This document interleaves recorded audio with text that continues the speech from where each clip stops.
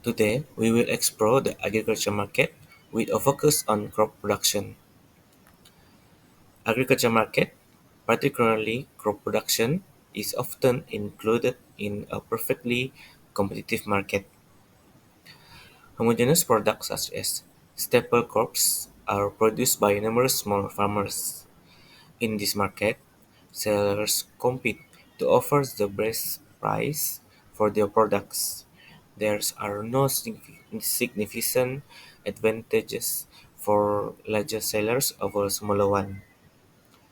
This is most common for staple crops like rice and wheat, and as well as tropical fruits. There is no individual producer can influence the market price. Producers and consumers have full and symmetric informations with no transaction costs. To conclude, crop production in agricultural markets exemplifies as perfect competitive market where multiples small producers compete fairly. Next, we will discuss about the characteristic of perfect competition markets. The first one is homogeneity of the product. Second, easy entry and exit. Third, fully information availability. Fourth, price takers. Fifth, minimal government interface. And lastly, free movement of resources. The first characteristic of perfect competition market is homogeneity of the product. In perfect competitive market, all businesses sells and provides the same or very similar products to consumers. This is known as product homogeneity. This implies that products are identical in terms of quality, features, and performance, making it easy for a buyer to switch from one supplier to another. Next is pricing as only factors influencing the purchases. In market with homogeneous products, consumers are primarily concerned about the price. Next is easy entry and exit. In perfectly competitive market, there are no barrier preventing new firms from entering the market. This means that any farmers or agricultural producer can start their business with relative ease, unlike monopolistic or oligopolistic market where high startup costs. One of the primary factors contributing to easy market entry is low cost of productions. Agricultural uh, activities often require minimum capital investment compared to the other industries. For example, a new farmer can start with small piece of land, basic farming equipment, and access to seed and water. New farmer can enter the market straightforwardly if they have access to essential resources like land, water, and seed. Agricultural markets are flexible and dynamic, allowing producers to adapt changing circumstances. There is no regulations or finance constraints prevent new firms from entering. Other than that, fully information availability for the transparency of the informations in well-functioned market. Information about the price, quality, and availability of the product is accessible for everyone. This transparency allows both buyer and sellers to make informed decisions. And this also reflects a true supply and demand dynamic for the quality and pricing decisions. Fully informed buyers deters firm from lowering the quality or hiking the price, and also reducing quality or increasing the price risk, losing customers for the seller. In the knowledge of accessibilities, there is no single entity should have monopoly on essential knowledge through patent, license, and other means. Buyer understand product quality and availability of substitutes. For the new firm entry, transparency and free flow of the information lower the barrier to entry on new firms. This encourage competitions which can lead to innovation, better product, and lower price for the consumer. Price takers. Farmers are regarded as price takers in this market, which means they have no control over product price because the market's overall supply and demands determine price. If farmers try to charge more than the going rate, consumers will swiftly look for other products who are selling the same goods at a lower market-determined price. By definition, they are very small players in the overall market, so that it can increase or decrease output without noticeably affecting the overall quantity, supply, and price in the market. Since they can sell all the output they want at the going market price, they never have an incentive to offer a lower price or the higher price. Minimal government interference. Although the agricultural industry in reality may experience some level of government regulation or subsidies, a perfectly competitive market generally operates with minimal interference from the government, cause the price and production levels to be primarily influenced by the natural focus of supply and demand, rather than external governmental control or support. Government can control the entry and exit of firms into a market by setting up rules to function in it. Such controls do not exist in a perfectly competitive market because the entry and exit of firms are regulated, and this frees them up to spend on labor and capital assets without restriction and adjust their output in relation to market demands. Free movement of resources. In the agricultural market, labor and capital can be easily allocated and transferred between various sectors. This will foster greater efficiency in both production and distribution by ensuring that resources are used where they are most needed, enabling products to adapt to market change and optimize their operation. This including the mobility of the labor and capital. Mobility of labor. Workers can move freely from one job to another driven by work opportunity and condition of working. Next, mobility of capital such as machinery, equipment, and finance resources can be used. Investors also can invest or shift to another firm that gives them higher return in future. Next, I will present about the price behavior in perfect competition market. First, price takers.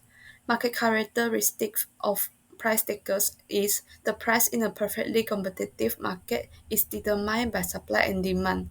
Firms are price takers, meaning they cannot set a price higher or lower than the market price. Pricing decision. If a firm set a price lower than the market price, it would not be beneficial because it cannot significantly increase its sales if it produces only a small portion of the total market supply. For the production decision, to maximize profit, farms should produce at the level where marginal revenue MR equals marginal cost MC. Since price equals marginal revenue in this market, the farm maximizes profit when price equals marginal revenue equals to marginal cost MC. Second is equilibrium price in an agriculture market. In this graph, we can see demand curve which is D. When prices go down, people will buy more. When prices go up, people buy less. For the supply curve, which is S, when prices go up, producer make more. When prices go down, producer make less. For the equilibrium price, this is where supply equals demand. There is no shortage or surplus at this point. Lastly, factors affecting equilibrium is weather, seasons, and changes in consumer preference can shift supply and demand and changing the price. Third is short run. As we can see in this graph, in the short run equilibrium, the quantity Q is determined when marginal cost MC equals marginal revenue MR, with the shaded area representing economic profit when the price P is greater than the average total cost ATC, and a loss occurring if P is less than ATC. The factors impacting profits is favorable factors like good weather can reduce costs and allow for higher profits. For the fixed supply in the short run is supply remains limited as new farmers cannot enter the market quickly. This keeps prices elevated, allowing existing farmers to capture temporary economic profits. Last for the price behavior in perfect competitive market is long run. In the long run equilibrium, firms earn zero economic profit. This happens because any supernormal profit attracts new firms to the market. The increased supply then drives prices down until only normal profit remains. At this stage, the market achieves stability, which is supply equals demand, and firms produce at the lowest average cost. In this graph, we can see the price is equal to both the minimum point of the average total cost ATC curve and the marginal cost MC. This ensures firms operate at their most efficient scale. In simpler terms, they cover all production costs while earning a fair return. But what happens when market conditions change?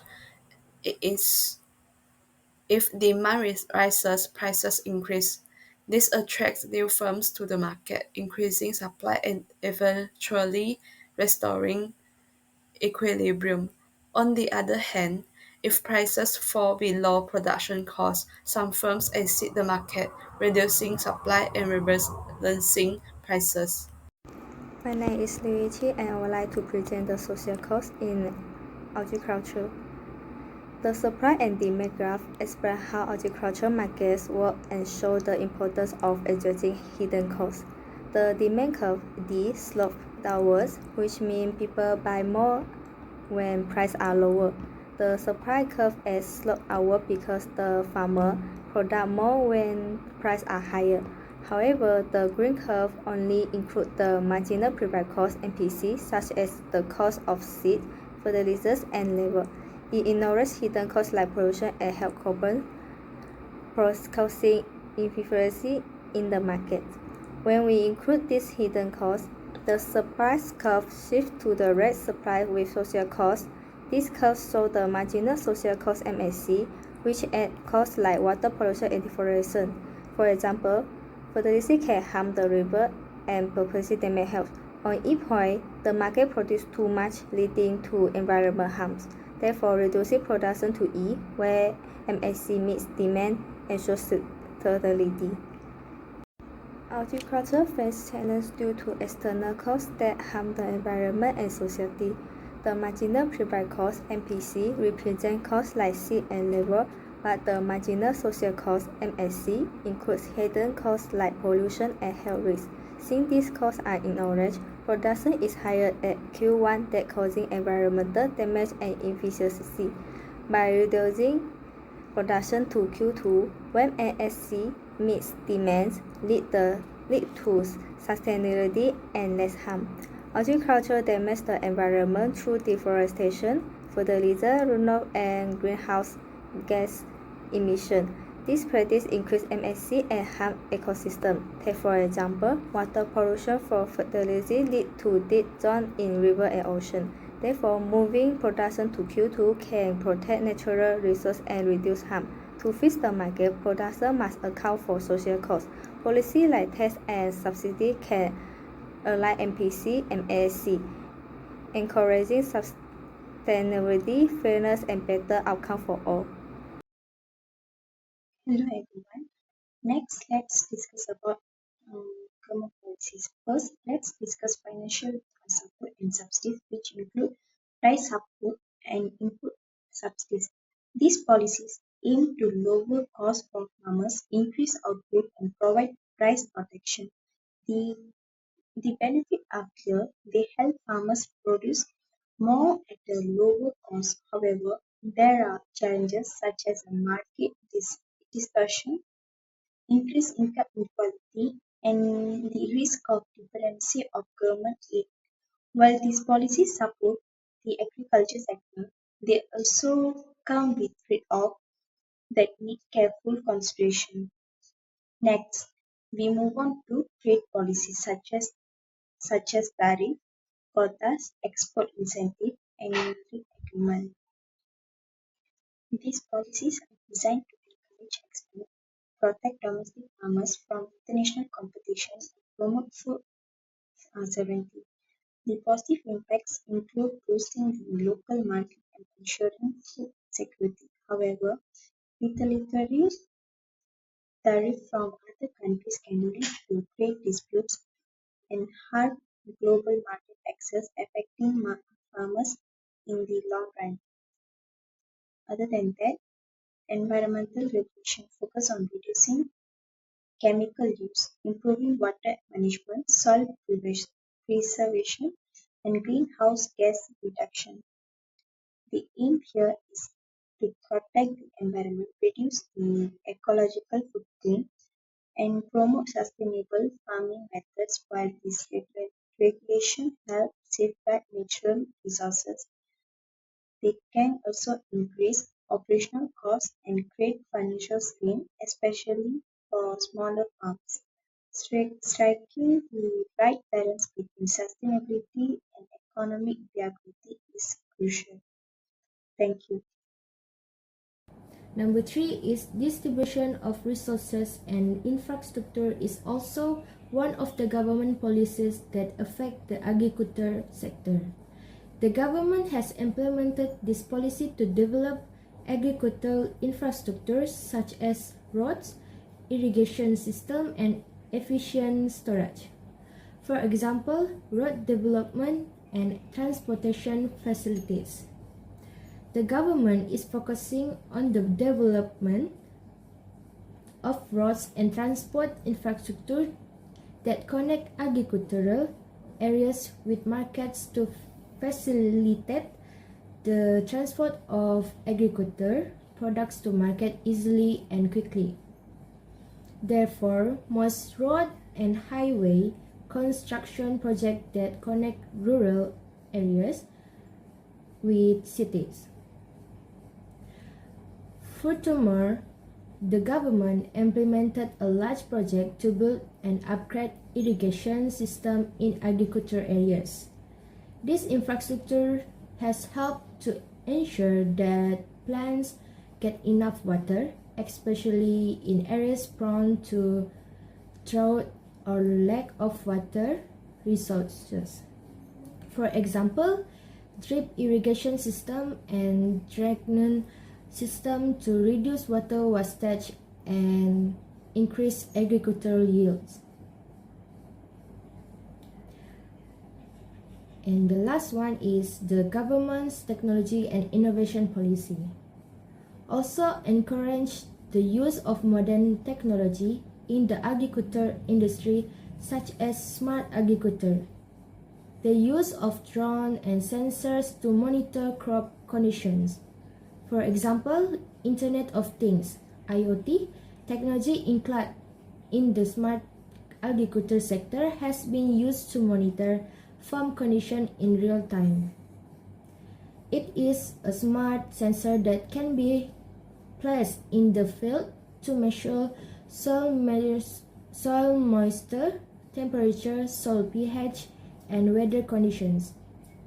The data collected is scanned and sent to the system for analysis and enables farmers to make better decisions about watering, fertilizing, and crop protection. This technology policies is very helpful in improving the efficiency of farmers in carrying out work. Not only that, by using this modern technology can reduce costs and increase profitable agricultural result. Research and development (R&D) programs are also funded by the government to create plant varieties that are more disease resistant and produce higher yields. Conclusion. In conclusion, research on agricultural market highlight the importance of including equity and sustainability in market operation, in addition to providing examples of how economic theories are used to satisfy the demands of a growing population and protect resources for future generations. The agricultural sector can adapt by creating an atmosphere where market efficiency coexists with environmental and social responsibility.